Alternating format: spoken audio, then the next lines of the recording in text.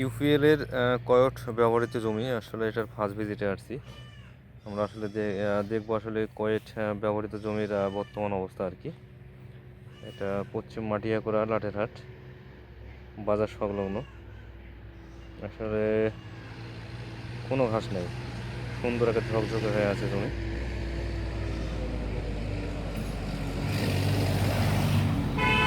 এখন পর্যন্ত পানি নেয়নি আর কি। ভুট্টার গাছ প্রায় 6 পাতা, কোনো রকমের আগাছা দেখা যাচ্ছে না আর কি, একেবারে ক্লিন।